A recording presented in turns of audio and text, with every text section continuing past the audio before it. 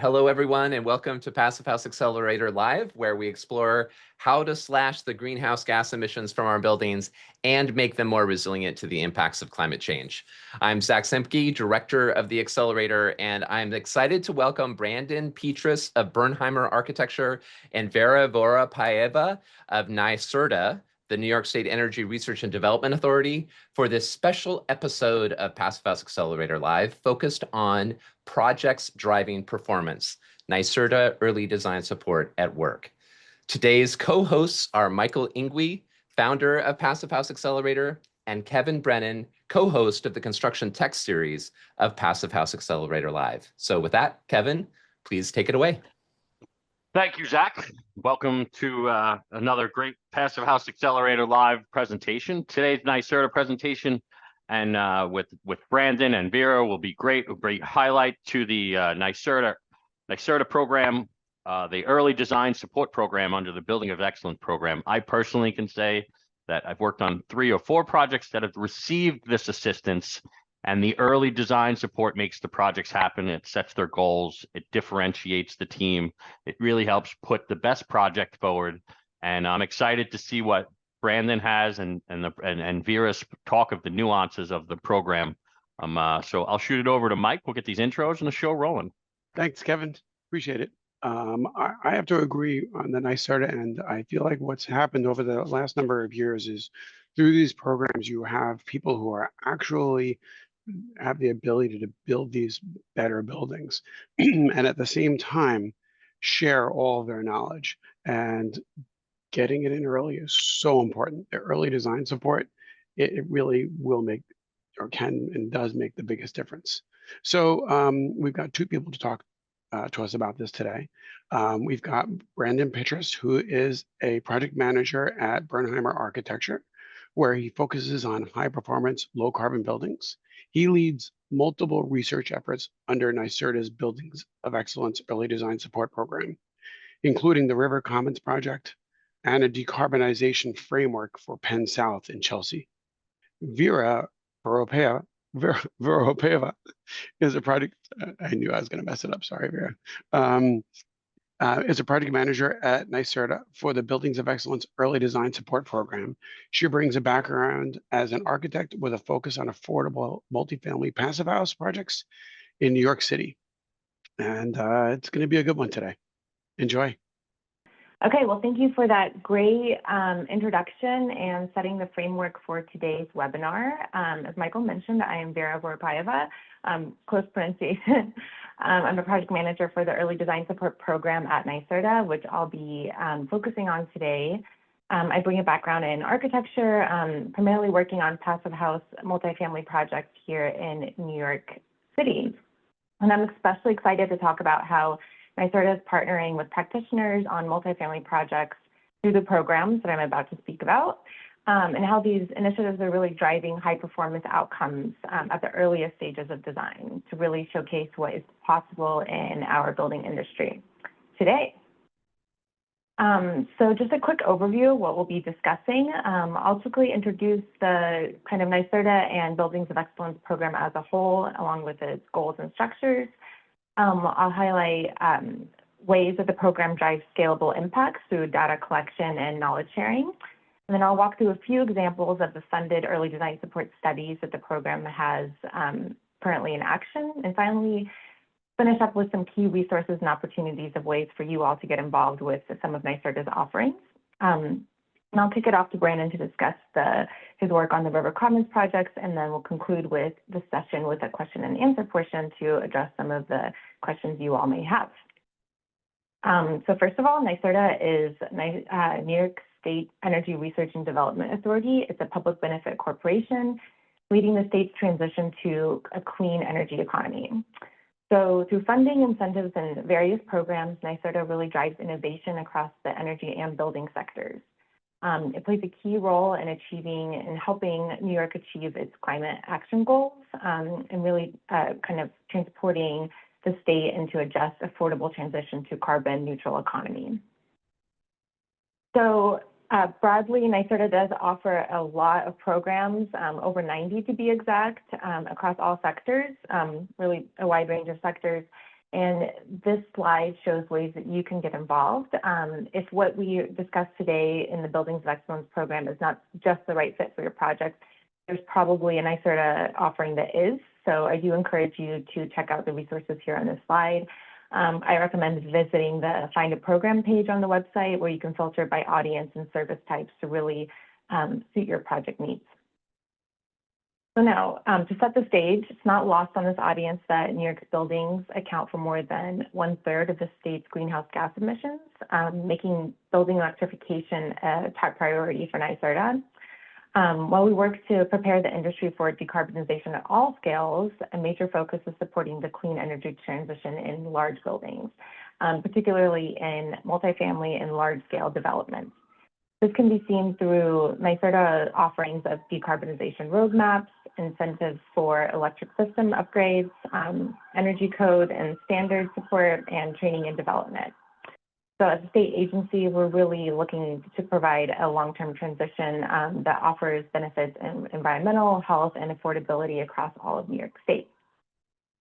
So to support the New York State's climate agenda, NYSERDA is offering the Buildings of Excellence competition, which provides financial awards, $75 million to date as of now, to showcase exemplary, replicable multifamily projects that can really demonstrate what's possible in clean buildings, design, and performance.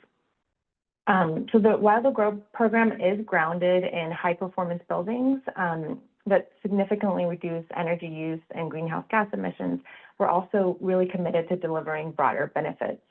Along with electrification and energy efficiency, the goals of the programs are really to emphasize non-energy co-benefits, including indoor air quality, resilience, occupant well-being, and cost-effectiveness, really to deliver a healthy and future-ready building stock. So now, what type of buildings does the Buildings of Excellence program really support? This slide here shows that the program really focuses on new construction, adaptive reuse, major gut rehabs, and of carbon-neutral multifamily housing, meaning buildings that are designed without any on-site fossil fuel use. The Buildings of Excellence supports both market rate and affordable housing projects in all regions of New York State. And you can see here some of the building typologies and projects that we support, ranging from low-rise developments to high-rise buildings. And while the program is active statewide, a concentration of the buildings are downstate in New York City region, really signifying the momentum of project teams and impact opportunities. So the Buildings of Excellence delivers long-term system-wide value across the building ecosystem as a whole, and benefits can be seen through individual projects and case studies with energy savings, improved occupant experiences, and increased value adds. Demonstration and design practitioners can expand their technical expertise. Owners and developers can benefit from financial incentives and reduce upfront risks. Project portfolios across the design and ownership teams are really strengthened by data experience and best practices gained through participating in this program. And finally, the industry at large really benefits from the broadly shared knowledge that these projects gather. So to promote scalability, NYSERDA is actively sharing results from both the demonstration and the early design support work, helping move the entire sector forward. And the program is comprised of 2 RFPs. It launched in 2019 as a single initiative and really expanded to support a earlier design component. So the 2 RFPs are the early design support, focuses on early stage technical analysis and design decision making, and the demonstration RFP, it primarily funds later design stage, offering funding for the developer and the design team lead to really, in part, offset hard costs. An example of this might be that a team might leverage the early design support funding to study passive house or geothermal system feasibility, and then apply for demonstration funding to implement those systems in construction. To date, 7 projects have successfully been received funding through both of the RFPs, And we're really excited to continue to comprehensively support projects both through soft and hard costs through both of these initiatives. So whenever the early design support or the Buildings of Excellence was first launched, NYSERDA heard feedback that it was challenging for teams to secure buy-in for these high performance carbon neutral design strategies without any funding and support. So NYSERDA has created the early design support launch. It offers up to $150,000 per project to approved design teams. It empowers teams to really study and integrate carbon neutral strategies at the point of the maximum impact at the earliest design phase. This is really set to avoid any later last phase add-ons of these kind of system solutions that are sometimes omitted and taken out of projects without thoughtful vetting and design implementation that's very thoughtful at the early stage. The early design support is a technical support arm, so it's really intended to de-risk early stage investigations, and it focuses on firm-wide impacts, not just single projects, so helping design practitioners build long-term capacity. To date, we have 20 design partners on board in the program, and we're really supporting a wide range of investigations that I'll cover shortly. So the early design support program is open now until November 15th. The specifics of which you can find in the RFP. I'm not going to go into detail here and an effort to focus on some of the work that's being done, but I do encourage you to check out the RFP if this sounds suitable to your firm and your projects, and reach out to me directly if you'd like to brainstorm if this is if your project could be a candidate for the program. The second part of the BOE is a demonstration RFP, and it's a competitive funding, the round of which is currently closed, and awarded projects of round 5 will be announced soon. We do encourage everyone to subscribe to the NYSERDA's BOE newsletter to really stay informed about future funding opportunities. So the RFP really supports exceptional multifamily projects, as the name suggests, demonstration. It's looking to provide, historically up to $1 million for project teams and developer teams. And beyond funding for the building itself, the demonstration funds are used to collect and performance and cost data to promote case studies that are hosted on the BOE microsite and for public sharing of construction and operational data. And these projects really deliver tangible, realistic cost reductions, substantial energy and carbon savings, and improved resiliency. So this slide here shows the cumulative data from the closed 4 rounds of the demonstration RFP. To date, 65 projects have been awarded up to $1 million in funding through the RFP. 47 are majorly affordable housing, and collectively they support over 8,000 housing units across New York State. In terms of the collected data, we've seen significant growth in 3 key areas: in projects in disadvantaged communities, in geothermal adoption and systems into the projects, and passive house certification. So 70% of the awarded projects, including all of the latest round 4, are pursuing passive house, positioning New York as a national leader in the high performance building standard.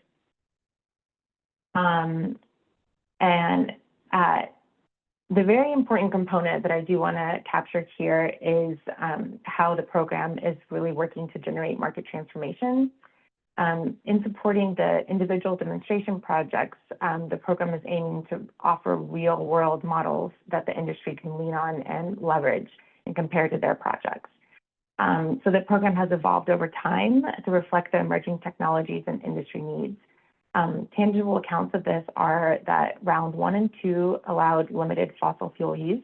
Round 3 onward supports only fully electrified systems, and new and current rounds incentivize and do promote geothermal and low global warming potential refrigerant design. We're now additionally scaling up, building on the success that we've seen in low-rise net zero projects to support larger high-rise buildings. We're collecting modeled versus actual performance data of 1 and 2 year tracking, cost data, including hard costs and soft costs of third-party verification, and public-facing digestible data sets across the building types, as I mentioned. So now let's talk about the Early Design Support Program and supported scopes that we offer in the program itself. The program really supports a wide range of early design support services that span and collected into 8 core focus areas. So clean and carbon neutral design, all projects prioritize electrification and carbon neutral operations, evaluating operations like passive house design and geothermal systems. Resiliency and survivability, projects integrate battery storage, solar PV, smart controls, non-energy co-benefits. Teams investigate enhanced air quality and low toxicity materials. They've looked at embodied carbon reduction, innovative and emerging technologies, and cost reduction and feasibility assessments, including ROI of electrification strategies and life cycle costs. They looked at third-party certifications like Passive House, Zero Energy Ready, and ILFI, and really looking to promote all of this data gained. This slide shows the key area of investigations. While we really do look for the partners to guide and drive the research to really offer what's next on the horizon, we've seen in these key areas the focus through the funded research to date, of which Passive House and high performance design and embodied carbon and envelope and system optimization has been a key highlight of the program.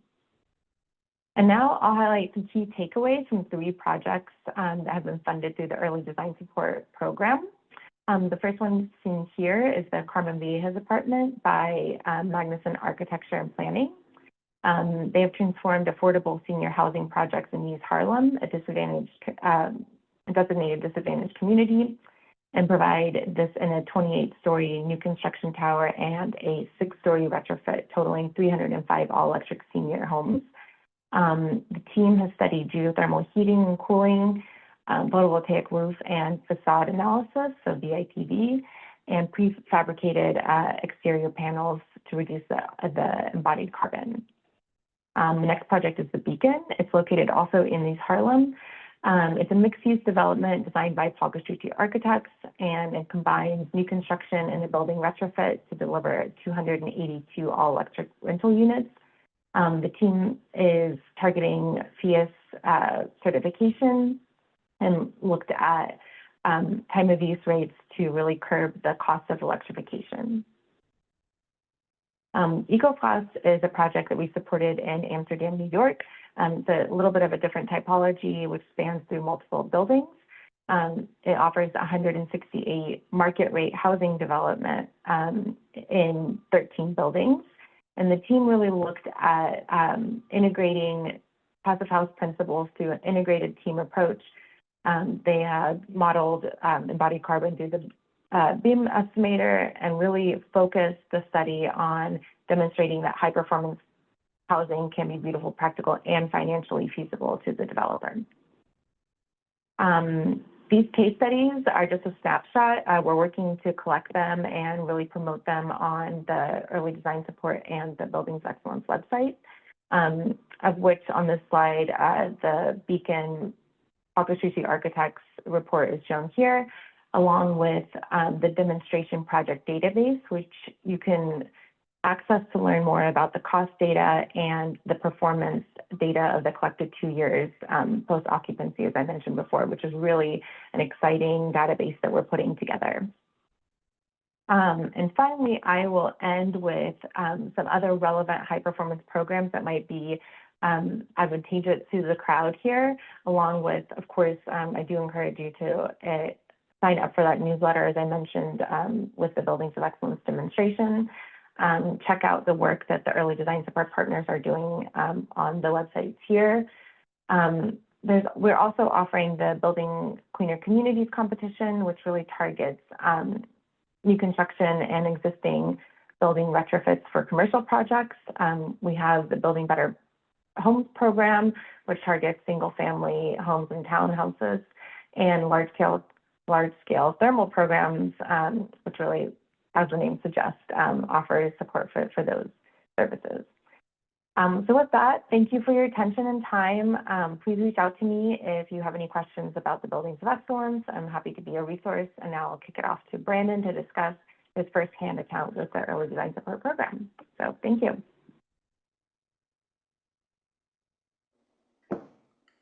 Thank you, Vera. Brandon, take it over. Brendan. Thanks. Let me just get my screen shared. All right, perfect. Hi, everybody. As Vera said, my name is Brandon Pietras. I'm a project manager at Bernheimer Architecture and the director of our office's decarbonization efforts, which includes spearheading our work with NYSERDA's Buildings of Excellence program. Bernheimer is a 17-person firm led by Andrew Bernheimer, FAA, and currently the only unionized private sector architectural practice in the country. Our decision to unionize reflects our belief that the equity in the built environment begins with equity in the workplace, a philosophy that carries through in how we specify materials, choose project partners, and define sustainability. As a studio, BA creates dignified spaces through contemplative research, simultaneous with consideration for the pragmatics of building. Our studio is committed to designing sustainable and resilient architecture by crafting productive environments for people and their communities. For many years, the focus of our material research at BA was on interior finishes. These are often the most chemically intensive components of construction, filled with adhesives, coatings, and additives that come into direct contact with building occupants. For residents of affordable housing, this can mean years of chronic exposure to harmful substances. In 2021, after participating in U.S. Architecture Declare's Carbon Working Group, I became an outspoken advocate for the embodied carbon awareness in our practice, and for expanding our definition of material health to include the global ecological and human health impacts of extraction and production. This marked a turning point in how we understood our responsibility as designers and specifiers.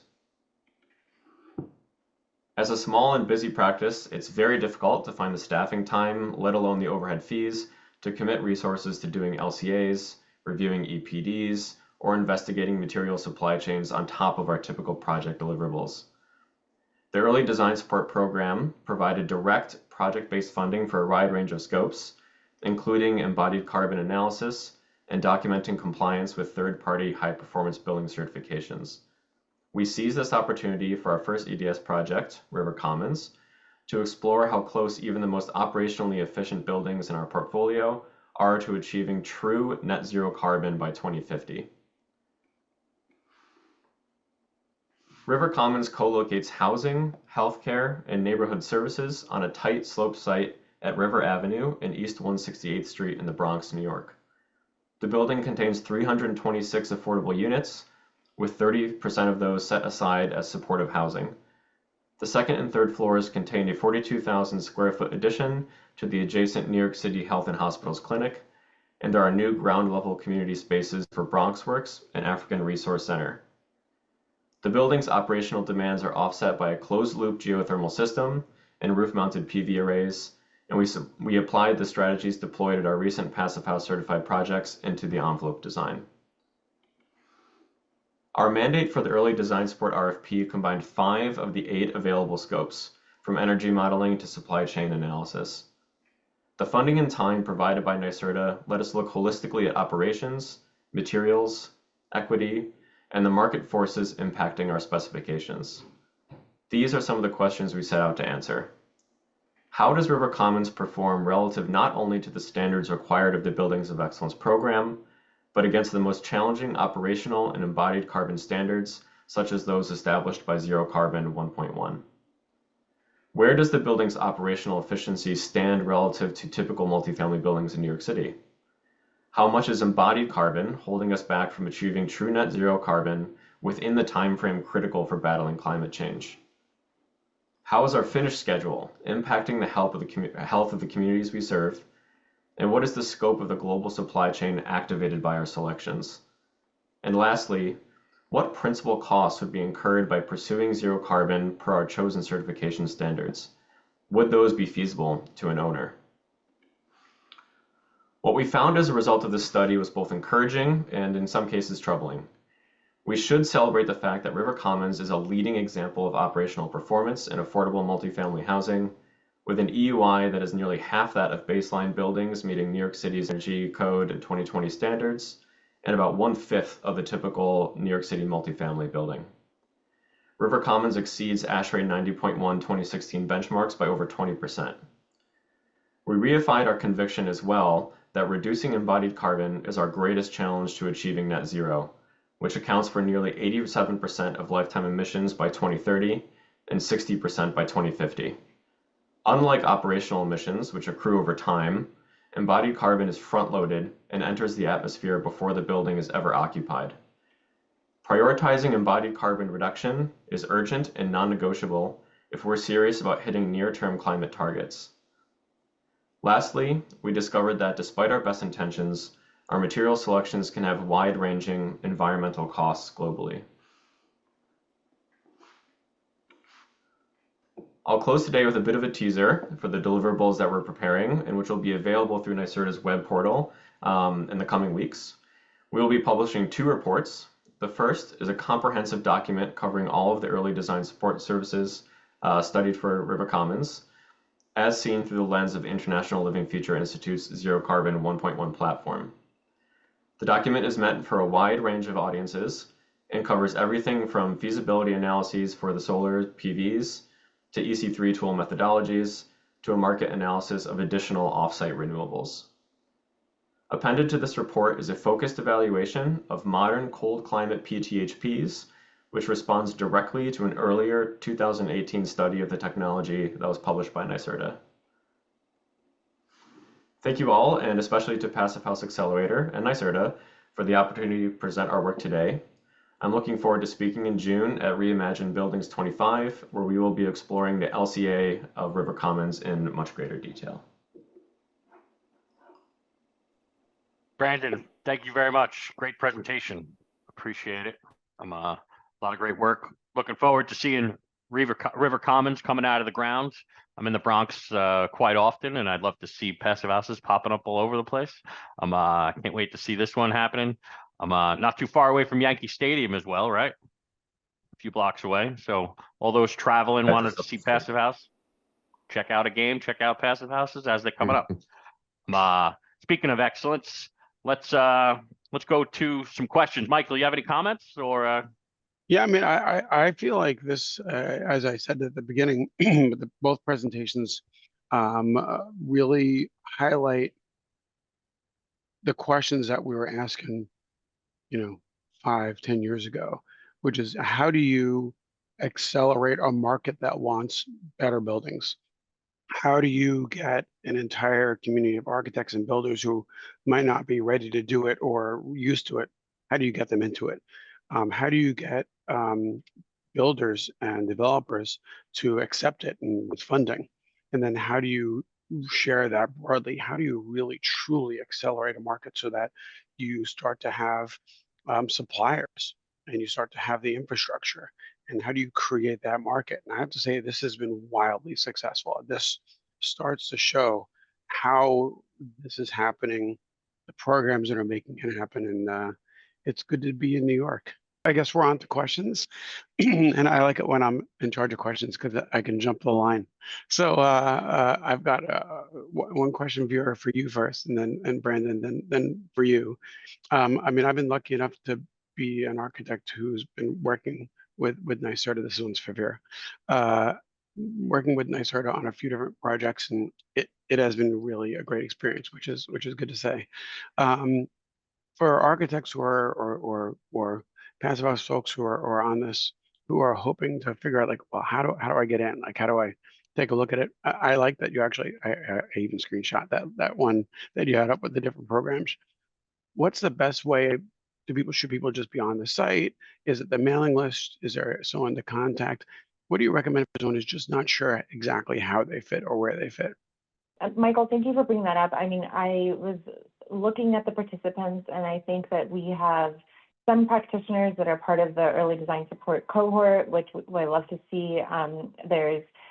We really span between very kind of technically savvy people that have been in the passive house space for decades to practitioners that are wanting to enter the space. So I think we really cover the gamut of every experience level, and we're looking to build the technical capacity, whether that's starting in passive house and high performance, or already being in the field for decades and really looking at a very nascent technology. I would say the best way is to access the Buildings of Excellence website. We are going to expand the Buildings of Excellence Early Design Support next week, I want to say, maybe the following week, which will be a little bit more clear. Otherwise, you can look for further information in the RFP document, which might be a little bit of a heavy read. But after looking at those, please do feel free to reach out to me. I am a resource, and we have had success historically overcoming some perceived challenges that would have been in the way of practitioners getting access to this funding. And through a short meeting, we were able to kind of overcome and find a way to kind of support these projects that you're already working on. So I would say website, check out the RFP, and then reach out to me directly. Cool, thank you. And this gives a good segue, Amir, if I'm saying your name right, to Amir's question. So Amir, if you want to unmute, you can ask it yourself, or I can do it for you. Take your pick. Hi, so Amir had to step away. I'm his colleague, and his question was whether sustainability design consultants could apply for this RFP, or do we need to partner with a design team member, such as an architect or an engineer, to participate in this program? I can address this question. I believe your question was who the design partner, what role and entity in the project that is required to be. As the RFP is written currently, the primary design partner, which the funding goes directly to, has to be a member of the design team. There does need to be a staff member that's a licensed engineer or architect, and they do have to have the authority to alter the building design. So if there's more questions, I'm happy to address those directly with you. There is opportunity for sub-consultants from the primary design applicant. So let's say like supportive energy modeling, energy consulting firms, we have worked with them through that relationship in the past. So I hope that answers it. I'm happy to answer that more in a nuanced way and speak directly if you're interested. Sure, no, I think that answers it. Thanks, Vera. Thanks for that. And then, Brandon, my next question is for you, which is a big one, but an interesting one, which is at the scale of work that you're currently looking at for some of these projects, and I think about it for the scale of projects I work on as well. But how do you bring the client into the fold? How do you bring them in, the developer or the people you're working with? I'd extend that to the contracting team eventually, but you're bringing up lots of interesting ideas and topics that a lot of people haven't heard before, and you got to get them excited about it. I think the fact that there's a NYSERDA program is probably super helpful, and the fact that others have actually gone through the program for me has been super helpful because nobody wants to be first. But how do you bring it up? I know there's a lot of people who will come to you wanting to know, like, how do I get into it? How do I start? Yeah, if I could speak, I guess, to, how do we make sure that, our clients are on board, or how do we get them interested? We've been, luckily enough, almost everyone that we've worked with, both on developer and ownership side, and even the construction side, have largely seen eye to eye to us on climate objectives. Whether or not we know necessarily the right path to get there, we've never had any kind of difficulty making sure that everyone's on the same page, that we want to do the best we can for both the embodied and operational performances of the buildings. I would say the next biggest step is making sure that it's digestible. We ran into the same problem I think a lot of designers and building owners will have, is when they're interested in getting into low embodied carbon or low operational design. They go online, they look up how to do it, and it's just a flood of information, all kinds of different recommendations. It can be really, really difficult to parse through what the right application to their project is. And that's when I think that the funding like that provided by Buildings of Excellence became really handy.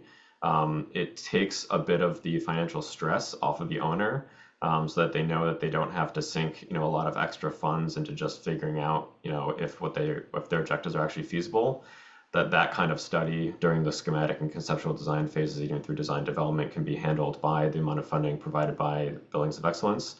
And that we can do much more comprehensive kind of detailed breakdowns of the different compliance pathways that are available to us and provide to them really simplified, clear, actionable frameworks that they can take to decarbonize their projects. That's how we approached River Commons, and that kind of framework is our eventual deliverable for our work with Penn South as well, which was mentioned earlier in the presentation. So the biggest benefit of being involved in this program and making sure that everyone's on the same page and that we actually get the work done adequately is making sure that all those actionable steps are laid out very clearly and broken down into kind of bite-sized chunks, so it doesn't seem like it's such a monumental task to achieve. Great. That was great. Next, Elliot had his hand up. Hi, Brandon, you mentioned that, just the need to address embodied carbon. And I was wondering what the latest research is saying about how to achieve lower embodied carbon for high-rise buildings.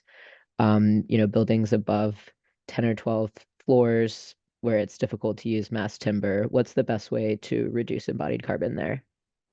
Yeah, that's the big question. And the short answer is that it's extremely difficult, largely because of the construction typologies required for buildings of that size in New York City, where you're limited to using type 1 or type 2 structures, which require a great deal of fireproofing or inherently fireproof structural members. River Commons, for example, because it's so large, did not fall within the size requirements that allow us to build with like type 4 biogenic, heavy timber materials. We have explored options for other projects where we were able to use like a base podium of 2 or 3 floors of concrete or steel, and then top that with heavy timber for the remaining floors, as long as we're within the size and height limits available to that. So that can be helpful if you need to kind of minimize the kind of added cost or complexity with building with heavy timber with something that GC is more familiar with constructing, for example. Otherwise, we found through the LCA that if you're forced into building with concrete, for example, like River Commons was, and we did a lot of research on the actual avenues available in terms of limiting the amount of embodied carbon within the mixes themselves being specified, which we found is a much more intractable and more difficult problem than we anticipated as well, because of the actual performance demands on the mixes, and the kind of additives that are already included in them are already accounted for in most EPDs. The numbers that we're seeing in databases like EC3 for the embodied carbon content of that concrete is pretty much already lower than you would typically assume there was, because they're already including fly ash, all kinds of other additives in there to make it workable for different types of pump mixes. So the answer is to try and use as little as possible, optimize structural design, bring it up with your GC, and especially with your structural engineer very early in the project.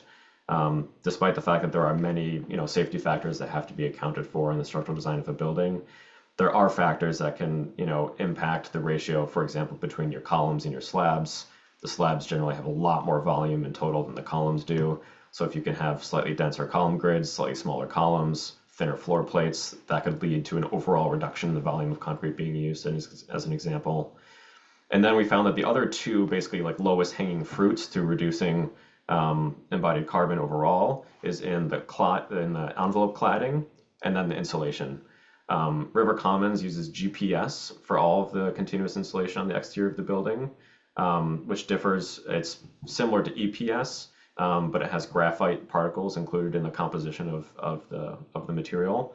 So it gets you an R value much closer to that of XPS at a slightly lesser cost than the XPS, and it has a significantly lower embodied carbon. So we're able to basically cut the embodied carbon of the exterior insulation in half just by doing that, and there are, are a few constructability concerns with that, but they can be tackled if or make the contractor aware and kind of build it in early on. And then the envelope cladding. Masonry is not great.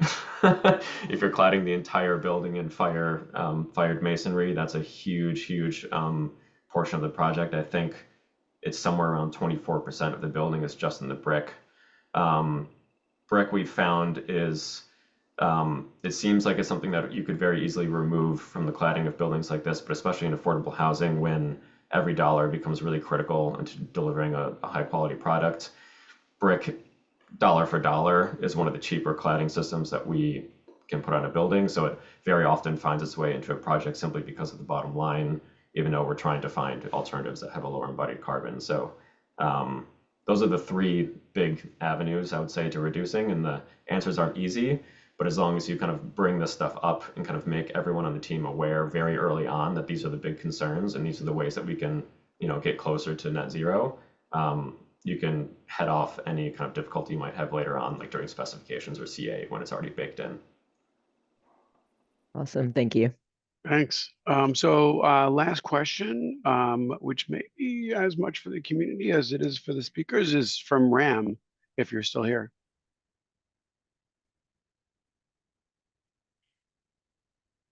Maybe not. I can read it. Who's interested in affordable housing design that could be used in prefabricated modular homes to be best value designed for building structure to be least costly? Is there any publication that offer nature-based materials to deliver prefab homes of small size to serve poor families?